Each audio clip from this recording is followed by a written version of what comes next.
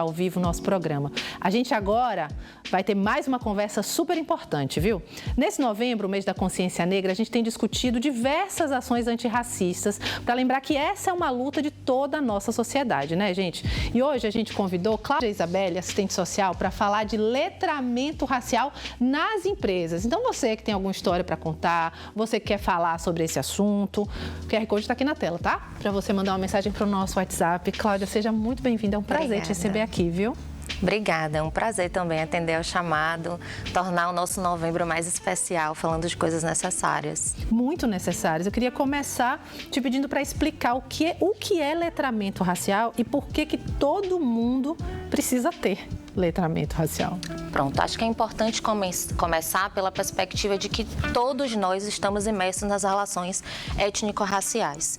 Independente da nossa cor, da nossa posição social, todos nós produzimos discursos, noções sobre raça, sobre cor e etnia.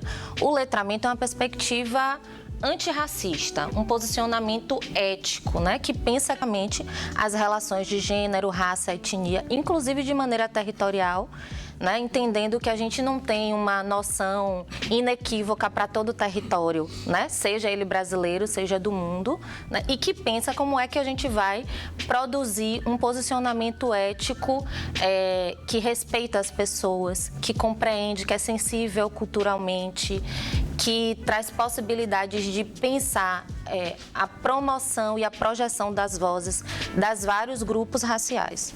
Se a gente pensa assim, né, que essa estrutura racista, né, que está na nossa sociedade, ela nasce de uma história do nosso país que está associado à escravização das pessoas para o trabalho. Sim. Eu fico imaginando que talvez os ambientes de trabalho podem ser onde isso mais aparece, onde esses comportamentos mais aparecem.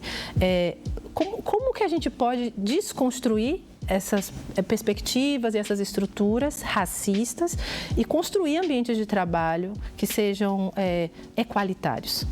Perfeito, acho que você foi num ponto que às vezes é difícil da gente explicar e construir uma visão para as pessoas, que é que a gente tem uma memória escravista no mercado de trabalho, né? E que isso é simbolicamente acionado por corpos racializados. E aí quando a gente fala de populações racializadas, aquela que a gente tem uma visão mais frequente é das populações negras, né? Mas é importante enfatizar, a partir de uma perspectiva antirracista, que nós estamos falando também de populações indígenas, ciganas, né? Nós temos vários povos racializados no Brasil. Então, de fato, essa memória escravista informa comportamentos que foram reiterados e que muitas vezes as pessoas não têm percepções de que eles são racialmente motivados. É isso que eu ia te perguntar, desculpa te interromper, mas é justamente para a gente trazer para a prática, no dia a dia, quais comportamentos mais comuns podem aparecer que são racistas, mas que estão aí na nossa sociedade, que ainda tem muita gente, por justamente esse afastamento, essa falta de letramento racial, ainda não conseguiu compreender. Eu acho que tem dois que são muito frequentes, né? A gente se permitir ver o outro e agir com o outro a partir de um pressuposto racializado, né? O que mulheres vão fazer, o que mulheres negras vão fazer, quais são as preferências, quais são as propensões. O outro, né, que também é talvez sutil, nem sempre a gente perceba, que é não pensar sobre raça, não pensar que existe um impacto distinto para as diversas populações.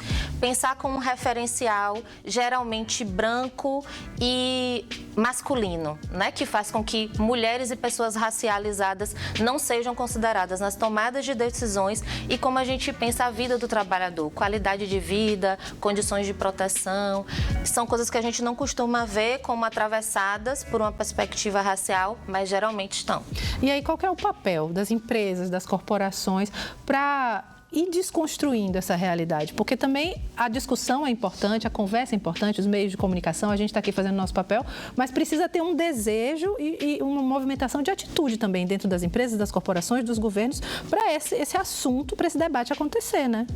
Com certeza, né? Os estudos indicam grandes, além dos governos, né, de universidades, grandes consultorias como a Accenture, McKinsey, estão falando sobre isso, mas na prática, né, eu vejo, por exemplo, eu tive a honra de ter chefias femininas e chefias negras, e vejo esse como um ambiente que me impulsionou, um ambiente que me permite galgar outros espaços, né? Então, as minhas chefias me levavam para os espaços, me apoiavam ao falar, né? E bancavam quando havia o conflito, no sentido, né? A mulher jovem, negra. E a outra coisa, eu experienciei inclusive aqui na Band, né? Que foi ver as chefias no processo de letramento. E isso dá uma outra credibilidade ao processo diante dos trabalhadores, então é importante. Importantíssimo, é muito importante. Deixa eu descobrir aqui no meu ouvido, se a gente ainda tem tempo para conversar mais um pouquinho, posso fazer só mais uma pergunta então, que é uma pergunta que eu tenho feito a algumas pessoas nesse novembro, em que a gente olha e celebra a consciência negra. Qual é o seu sonho para daqui a 50 anos? Como é que você quer que a gente deseja e sonha que a gente esteja atravessando essa data daqui a 50 anos? Nossa, eu tenho uma filha, né, Kimani, tem 7 anos e meio, e eu sonho que ela e as amigas dela, elas possam pensar em carreira, em futuro, sem pensar em marcas fundamentais do racismo, em barreiras fundamentais. Então eu quero que, por exemplo, o 20 de novembro seja de celebração, muito mais da cultura e do nosso legado do que das agruras que temos vivido. Falta muito para a gente chegar lá?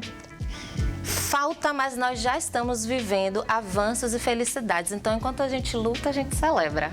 Isso é a coisa mais bonita. Acho que o programa de hoje falou disso, de luta, de celebração, de escolha. É sempre um prazer enorme ouvir e receber aqui as mulheres especiais que a gente recebe, assim, pessoalmente, para você, assim, qual é a grande transformação, assim, que você vê, por exemplo, dos 10 anos para cá, nesse novembro?